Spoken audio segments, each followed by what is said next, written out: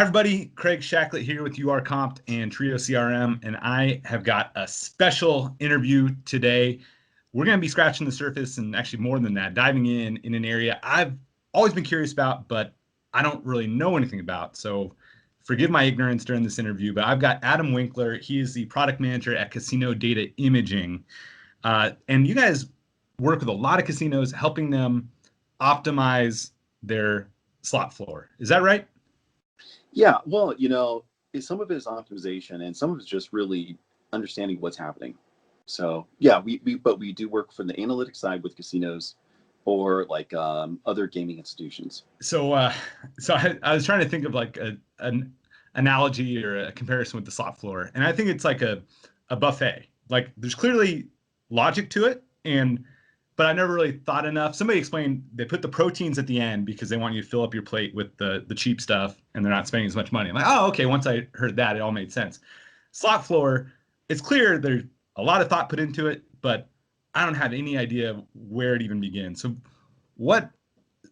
maybe at the highest level, is there kind of one overarching, everybody follows this strategy and it just varies based on the size of the casino floor, or are there different kind of schools of thought on how you could lay out a slot floor? How does that work? Yes, there is one overall strategy in that there are all the strategies.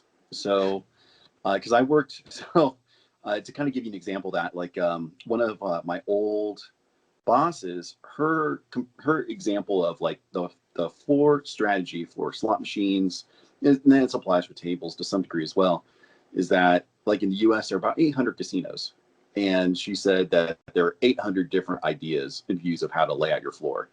There really is no broad consensus. In general, some of them try to go for ease of use, be able to get around. Others try to funnel people into certain directions.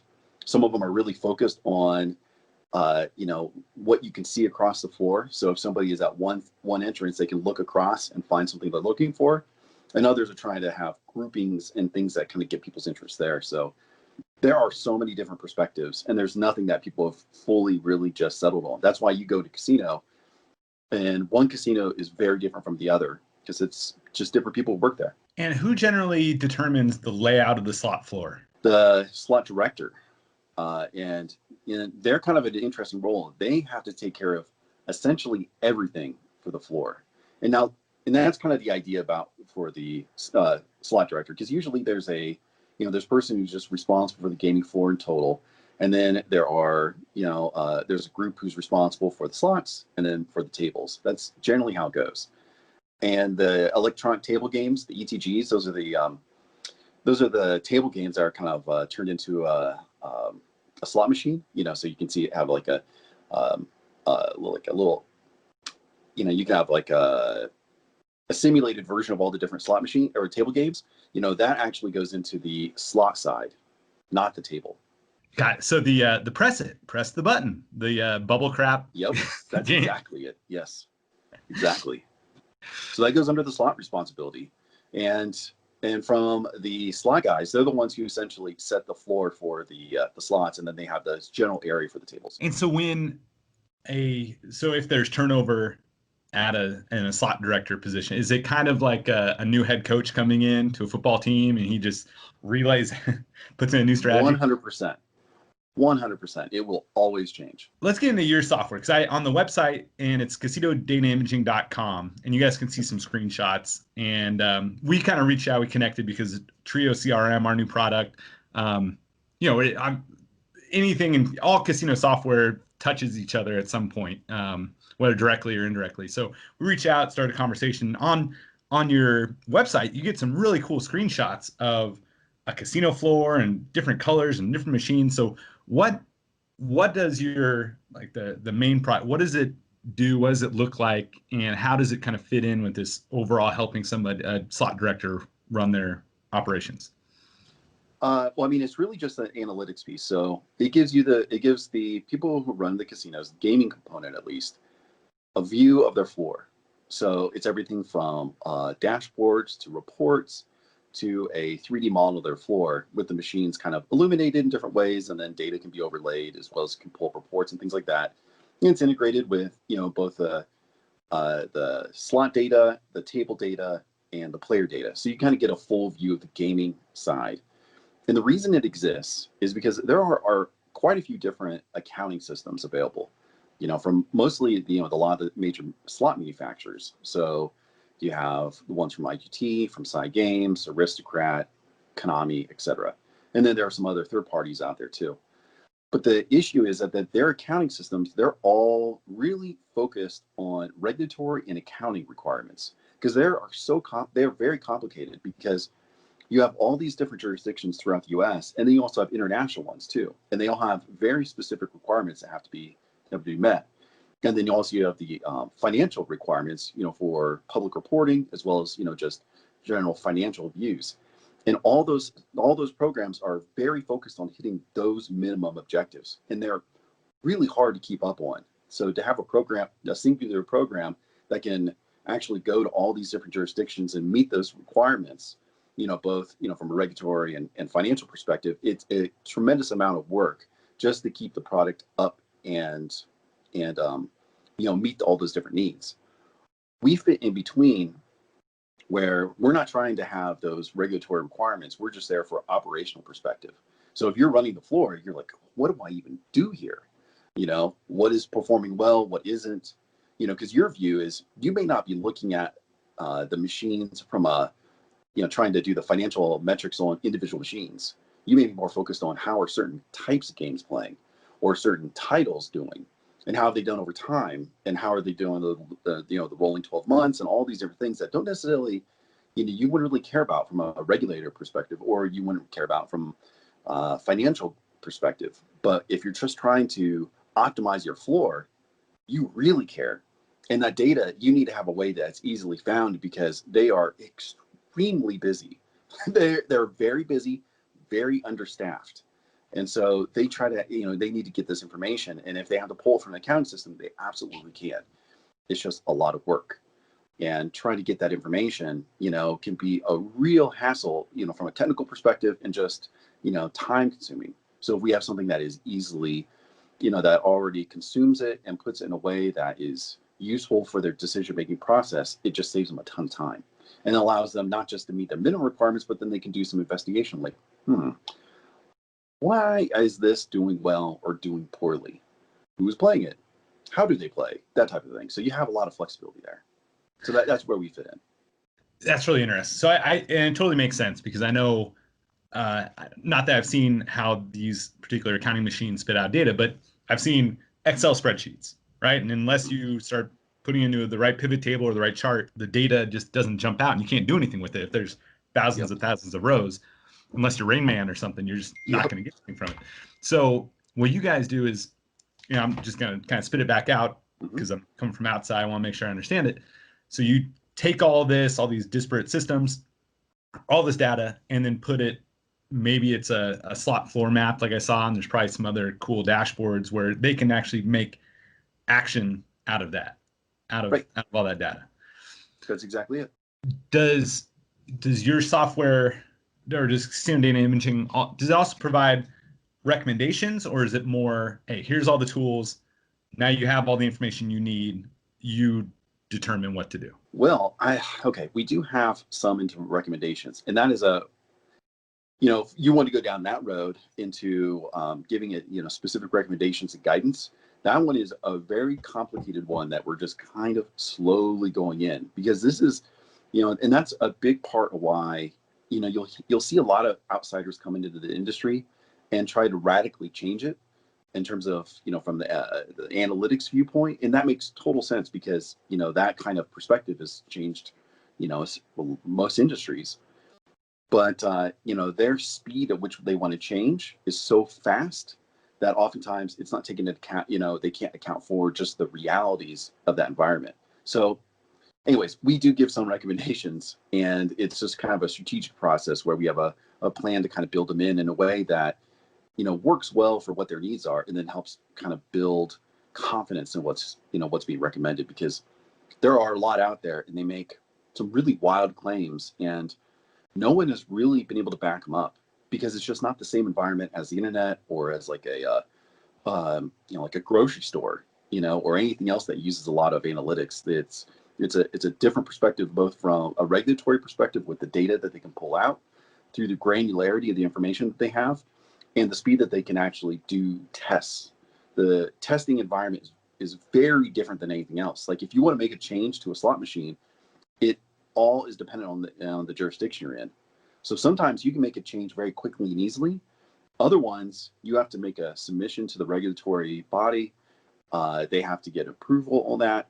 And then when you actually make a change, you have to have sometimes one person can be, actually make the change to the slot machine. Sometimes you have to have up to 5 people there. You have to have audit, you have to have the tech, you have to have usually security, somebody from the regulatory agency. It can kind of depend on the environment. You have to have all these people there, and sometimes you have to turn the machine off for a while. So you can't just go and rapidly do A/B testing. It has to be, and it's very costly in making any of these adjustments. So testing and recommendations, you have to be very incremental. And that's incrementalism is the absolute story for change within the casino industry. 100%. That's the case for how they've changed from a financial perspective, and also how they've changed regulatory wise as well. Everything is just very slow and gradual process. That makes a lot of sense. And I can see why recommendations would be so tough. One, because the data, obviously, like if you're looking at data, it's historical data. It's tough to, project something, especially in an industry where you, like you said, there's 800 different slot floor, 800 different casinos have 800 different layouts, and they take into account the blueprint of the floor, the market, everything. So I'd imagine it's very tough to automate that. Like a consultant can come in and make recommendations, but it's tough to build it in the software, I'd imagine. Yeah, well, you have to have a huge amount of confidence in people too, in what is being recommended. So imagine you go to somebody and you're making a recommendation. You make 2 different recommendations. One of them, you're saying, okay, if you do this, do recommendation A, you will make an additional 3%. And you're like, oh, 3%, who really cares? Well, 3% is huge. The amount of money that goes through these places is gigantic, and we can talk about that. But if you make that recommendation, they're like, okay, but there's no real proof if you make that change that specifically had any impact to performance. Because the floor, you have these natural undulations over time. You have different events going on. You have casino, you have restaurants opening and closing. You have different sporting events. It's very hard, when you look backwards, just to pull that piece out. Now you can do that from a statistical perspective, but it always has a lot of expectations. So that is recommendation A. Like, I'm going to make you more money. Recommendation B, I'm going to save you expenses. Oh, well, expenses, I can sink my teeth into that because I can see that as it happens. I know how much I spend right now. And if you can decrease that, well, that's not subject to any of that fluctuation. So I can feel, I have real confidence in what that is, and I can see the literal effect of that.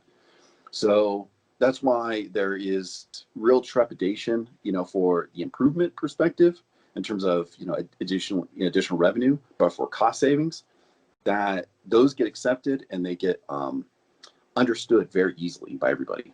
Because there's so many fewer variables that could. So many fewer variables.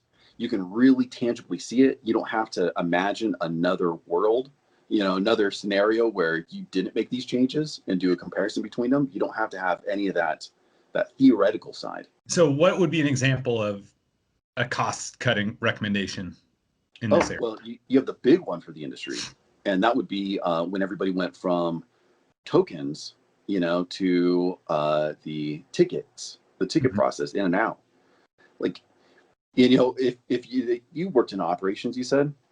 No, I was on the marketing side, so I admired operations from afar. I mean, were you there during the coins day, the days with coins? I think I was 2006 to 2008, and there may have been a couple machines that still weren't Tito, but no, it's pretty. I think that ship had already sailed. Okay, well, Tito changed everything, but before that, people, every time there was a drop, and the drop, for anybody here, doesn't recognize it. Drop is just when you go pick up the money out of the cash, these slot machines. And so they'd be wheeling around, and they would have these huge carts, and they would have thousands of pounds of coins that they'd be pulling out. And they'd have to wheel them over to like a freight elevator to haul them up. I mean, it was a huge, like just trying to manage that process was a real monster. But if when you were able to come in and say, hey, you can get rid of almost all that work, all you have to do is just pick up the cash, just the bills. Oh, life was so much easier. Drop was a lot faster. It didn't create, all the manpower requirements. It was a lot easier. It was, you could count it much more quickly. You didn't have to wash all that stuff. You didn't have to have your own coin system. So you didn't have to have any of those, specific tokens to your site. You have all these things you could get rid of, and all you had to do was put the bill validators in and potentially switch out your slot machines. That was a no-brainer because it was very easy to follow. And the similar process, kind of goes from that to now, they're going cashless in some locations. They started with mag cards, the magnetic cards where you've got a very specific card that you could attach and put into the machine. It was similar to a credit card, but just kind of a little different. And, that caught on really well, like in South Africa. But, now they're starting to go into the idea that you can just take your cell phone and attach it and just have a mobile wallet like that. Then, that's starting to make a different change from another financial perspective, but that's all cost related. So if you're able to handle those costs, you can incrementally change the industry much easier than you can, from a additional revenue perspective. So when somebody brings in casino data imaging, they have all these new dashboards, the maps, and all of a sudden their eyes are open, they can see everything. What are some of the big ahas that you normally see? Well, I mean, first it's just trying to manage and save their time. So if you're pulling your data from the accounting system, well, oftentimes you have to make a lot of changes. So I've spent a lot of time in the analytics side of both, casinos and other industries. And it is such a slog to pull the data in, to clean it, to organize it, to put in a different presentation, and then do your analysis. It takes quite a long time. And if we can automate some of those things, just one thing you can do and save an operator for is, like the slot director, they may spend a couple days building out a report every month, so like 2-3 days just going through this process, doing the extracts, working with their business intelligence people to do, to go into SQL and pull the data in a specific manner. It's just a real hassle. And if we can just have a report that is just automatically is sent over to their email address, that's just sitting in their box, they had to spend zero time on. That, first off, saves them a ton of time and effort. And then after that, the steps that you can go through is having a better understanding of how your floor is performing. So you can go, I'm starting to notice this guy is starting to underperform. And then we've put in things like trending. So if you have a low performer, but it's starting to go up, maybe I want to keep this particular one. Or if you have a high performer and it's starting to go down, you need to go, I need to start planning to make these changes. And that is very important because that process I was talking about of changing slot machines, changing a theme can take 45 days. It can take 90 days. It can take, in a lot of places, it can take even longer. From the moment that you make a decision to actually making the change, you have to order the theme. You have to, you have to make that decision. You order the theme with the slot manufacturer. You receive it in your warehouse. You have to sometimes have a regulatory process to prove that was correct. And then you have to do all the planning to actually make the change on the floor. So it takes such a long time and real costs associated with it. The more you can plan that out and get expectation in advance, the better. And the less time you have stinkers sitting on your floor, just kind of wallowing at the very bottom because everybody's either tired of the theme or it's no good or, the hold is too high or something like that. So so that's where the trending sounds like a really key feature because especially when it's on a map, you're able to see if something, this is it generally like one machine or is it an area of the floor or what does that kind of look like? When do the red flags start going off that, hey, we got a 90-day window, let's start the process now of switching this out? It's both, but from a casino mindset, it's really about You have zones, which are just different areas in your floor, because you have areas that are going to be hotter because they're near the entrances, or by the by the tables, or near the bar, or something like that. And you have cold ones where sometimes it's like it's like an expansion that you had in a casino, and it's kind of, you have to go over a bridge and down in this way, and it's kind of really off to the side, and just doesn't really perform very well. So you have that, but then you also have individual like slot machines and themes. So a lot of it is theme analysis. So like a normal process that you go through as an operator, most every period that you do analysis, like monthly typically, you rank all your themes top to bottom. You take a look at your top ones, you say, should I put more of these on the floor or not? And you look at your bottom ones, you're like, which is the garbage? Which do I take out today? And then you do that. And then if you have any left over, ones that your bottom ones that you took out and replaced with your top performers, if you have any that didn't, you go, well, I think I should get some new themes on the floor. So you call up that manufacturer, you're like, hey, what theme should I get? They're like, oh, you should get boundless buffalo. Okay, great. Well, then I'll take 2 boundless buffaloes. And that's kind of how, that is the very basic part of pretty much a process everybody goes through. Got it. So then they replace the bottom, add more top. So they replace and all of a sudden they see the trend is going up on those new machines, and then the old all of a sudden start going down, maybe. Hopefully. Yeah. Right. That's your goal. How often how often does a new theme come out and everyone's like, oh, here it comes, it's gonna be fire, and then it just is a dud? Like, does that happen very often? Oh, all the time. All the time.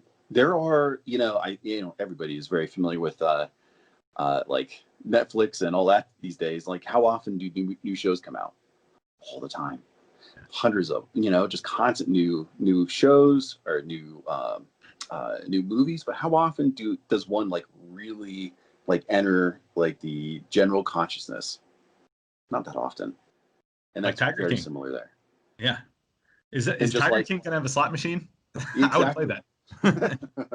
Yeah. So he probably will, actually. That would not be a shock. I know. Just have Carol Baskin come and eat her husband in the restaurant. So you obviously are exposed. You see a lot of casinos. What are some commonly held misconceptions you think between that maybe operators or players have? What do you see out there? Well, you were just asking about, like, from an operator perspective, you put a theme on the floor, you see the revenue shoot up.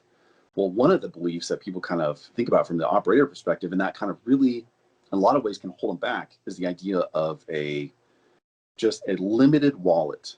So you say, no matter what I do on the floor, somebody is only going to spend, let's say, $100. They're spending $100 whether I have garbage themes, as long as I have that's good enough to get them to come in, or I have all the latest themes. It's that idea that they're only going to spend this much. This is all they have, and this is what's going to happen. And so that can be really difficult, both from like just trying to manage it. Like, if you think it's just a static amount of money that you're going to get, it can really cause a lot of hesitancy in making any changes. So it's very easy for your floor to kind of get stale. But that's actually not the reality. We've done our fair share of tests, and like, to some degree, some A/B tests of like, if you do different changes on the floor, from hold to theme selection to organization and structure, like what theme or machine is near another, that type of thing. All that can actually drive additional revenue for the individual players. So, but I would say that is one of the top things to really hold people back from a slot management perspective, about really getting the most out of the floor. Just holding them, saying there's only so much I can go in. But from the other side, from the player side, there's a strong belief that if you are doing well in the theme or a machine, that the operator will go and change, what's happening. So they'll like tighten it up mid play, and that just can't happen. Like, there are a few pieces of technology where they can't, an operator can update a machine remotely without having somebody actually go to the machine, key it off, and make some adjustments. But even those, and there aren't many of those, and that's not many machines, not many locations. But even that, you cannot happen mid play. Like it's from a regulatory perspective, just not allowed. So it can happen in between play, like in between a session. So somebody fully cashes out and the machine just sits fallow for a while. And, then there could be a trigger. But then, you'd see the machine actually shut down and come back up and all that. So there is nothing hidden like that. People think that like a casino or the operators or the manufacturers are against the players, and that is just not the case at all. I remember a study. I think this is when I worked at Harrah's, which is now Caesars, of course, but it was either when I worked there or right after I left. But Gary Loveman, the CEO, said, "Hey, we did studies, and you can actually change the hold percentage of a game, and players just don't notice." And obviously, that players didn't like hearing that. And so, so is that true? Is that backed up? I mean, do you think that if you got a popular theme, a casino decides to increase the hold percentage, does revenue go up? Like, and people, the coin in doesn't go down. People just will lose money faster, or do people notice small percentages and small changes in hold percentage and stop playing accordingly? Well, it is definitely true in certain circumstances. So I did get involved with some tests on that, where if you make a small change to the hold, just like a couple tenths of a percent, so if your hold was, let's say 10%, which is high internationally, but pretty reasonable in the US, particularly for penny machines, for instance. In those circumstances, like tightening up a little bit, just a couple tenths of a percent, really tends to go unnoticed. Because from that $20 play test, you put a $20 bill in and just kind of see what happens.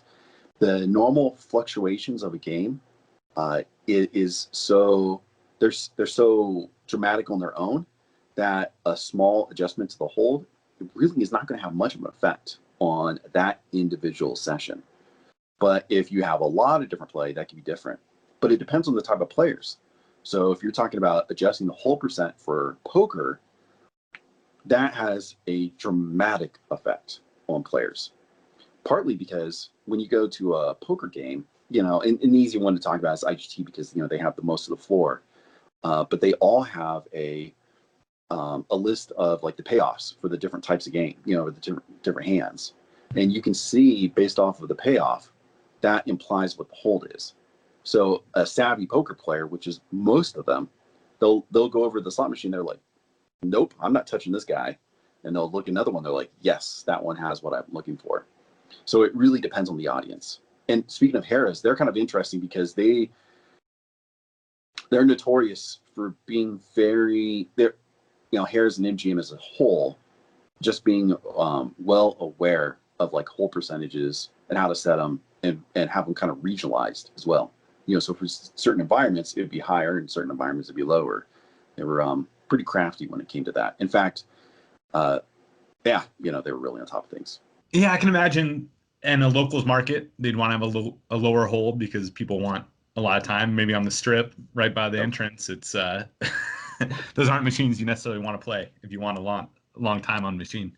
So with casino data imaging, are there any other, so we talked about seeing trends and getting some new insight into optimizing the floor, helping you see the winners that you may want to add more to your floor, and the dogs you want to take off. Any other kind of unexpected benefits that operators see from casino data imaging? Well, we kind of have a real broad approach, when it comes to the data, because we have some aspects of this are focused on the historical, so the audited data. So after audit has already gone through it and they've certified it, it's that financial perspective and trying to get that insight to how I should lay out my floor, also what makes sense. So, some of it is from just a financial perspective of those top and bottom themes, and some of it is also about the layout, because, we have the maps, and so you can organize a floor, you can do little tests of setting up, and also you can see how the players migrate over time. So you kind of get this different perspective of what is actually occurring. And that is actually really very critical because, these floors can be huge. The average slot director has 1,600 slot machines they have to manage. That is pretty significant. And they have very little help. Most of those guys have one analyst if they're lucky. And so they have to make all those decisions on their own. And and one person for all that is really tough. Like I mean, I don't, not to put you on the spot, but like, you certainly know from working in with Harris and such, but like the amount of both a handle and also just gross win that comes from the slot machines is gigantic. Yep. And I think far more than most people expect. I mean, Oh, is that huge. Yeah. that's what you've I seen mean, too, when huh? I was at Harrah's Tahoe, and slots were definitely more than 50% of revenue. And yeah, it was a huge revenue driver, and it was high margin, lower volatility in the sense that it wouldn't, some kind of whale would come in and all of a sudden win a few $1 million, is generally Oh. slots were the stable cash cow. And so, yeah, I mean, it's incredibly valuable. Well, I kind of give some perspective here. A couple years ago, I did analysis of, looking at one of the major publicly traded companies, that itemized their revenue for the different locations, both U.S. and international, and they had a lot of locations over Macau and such, which is that place is really bananas, like really, really crazy the amount of money that goes through there. But when you put them all together, just for the slots, the gross revenue they were getting was the same as two NBA, not just teams, but all the teams. So you took all the gross revenue from from all the NBA teams, and you doubled it. They had more from slots. So the Nice. amount of money going through these places is just, you look at it, you go like, like one of the properties I just pulled some data, shortly before this, you know, the, uh, the slot handle for one site, and this is 2018, so it's not kind of corrupted by 2019, was it was like $4.8 billion in slot handle, but their gross win was about 307 million just off of that. And this is just in their Las Vegas location. One location in Asia, they had, and Asia is typically considered very low in slots Yep. because compared to their tables, slots are nothing compared to tables over there. But slots compared here, so huge. So this one location, they had 14.5 billion dollars in handle. So that in handle, if anybody is not familiar, handle is just anything that you've wagered. So if you put a dollar into a slot machine, but then you get it right back, that doesn't count. But you put a dollar in and then you bet it, that's handle. And their hold percent was about 4.5%. So in just this one location, they were making $656 million gross. Oof. Gross. Which is gross. I mean, Yeah. and that it's a staggering amount. That's one location there and one location here. Wow. So So imagine you were responsible for that, and it was just you. Because I know that one location over in Vegas. I know I know the people responsible. Imagine it's just you alone have to make decisions on this floor that you're getting $4.8 billion in wagering every year on. And the revenue that you're responsible for to bring back to the operations is over $300 million. You got to get that right. And it's you and one guy who just got out of college. Good luck. good luck. Also, you have to So, manage all the repairs. You have to manage the hosting. You have to handle all that. Good luck. and like you said, though, it's a lot of times it's short staffed, underfunded. It's just here, go make money. So when you are selling into a property, there's a cost to your product? It's like, hey, listen, we've seen operators increase revenue by X%, or we've helped discuss, like, how do you, because there's clearly ROI and you're freeing up time. I mean, I'm just curious, what is kind of what gets them to agree to free up some budget to bring in a new product when it is a department that's so often underfunded and understaffed? For this particular, I've done that for other products, as well. But for this particular product, it's really just about like them being underwater. You have all this responsibility. You have to do all this reporting, but it is so time consuming. And if I can go in and save them time and allow them to potentially start answering the questions that they have, in a timely manner, that goes a long ways. Because imagine without this, you're like, where do these type of players play? And you're like, okay, let me ask that of my business analyst. And business analyst is like, I will get that answer for you next month. You just be ready for that. And you're like, great. I guess I'm going to wing it from then until now. But if you could get it instantly by yourself, well, shoot, that goes a long ways. Plus if I can help you answer some of the other questions that you need, just like curiosity questions, as well as, the day-to-day questions very quickly about how, what themes are performing, underperforming, how are they doing over time, specifically who's playing them, and how much free play is going for these different things and such. I can start giving you these answers that were very hard and cumbersome to come up with, but I can do it right away. That goes a long, long ways. Now, we certainly have arguments we can make about additional revenue and such, but that can be a very person-specific type of conversation, because again, it can be so hard to prove legitimately, because you have case studies, you're like, oh, I've done this elsewhere, but am I going to be doing it for you? Well, I mean, I guess we can do some professional services and do an analysis, and I'll tell you after you've already signed up for this if it really helped you out. But it's making a lot of assumptions. So if I know a way that I can specifically save them money, then that one's a lot easier. But this other additional revenue, that's tough. That's really tough. And I know you guys don't have a lot of turnover, so that must, once you've gotten a few accounts and you're like they've been with us for years, that speaks volumes too. That if it was like you sign up 199, didn't sign up the next year, then you'd have a lot harder time selling it. Yeah. Well, we try to be really responsive. So we do as much on-demand training as they want. We keep making new reports. We keep up and make sure that the system is up and running, because I mean, you certainly would know this. An IT background or back end is always a house of cards. Like when it comes to data, because you're pulling in from all these different locations, you're trying to store it away, you're shuffling it elsewhere. There are so many points of failure, and if you have, so it takes a lot of maintenance to keep that up and running and consistent. And that's partly what we do our best to help out and work with our IT to make sure that it is there and running, and we do what we need to. So it's certainly not a passive experience of we sell it and then we're like, let's rake in this money. Yeah. It's really about like, that's the start of a relationship, and we're constantly working with them to both assist and make sure that the product as is works well, but we're constantly giving them updates and upgrades that are either specific to their requirements, like they want a specific type of report, or it's a change that we've added in elsewhere, different feature set, and then we're shuffling it over to them as well. Nice. And so it's that combination of things that helps keep customers.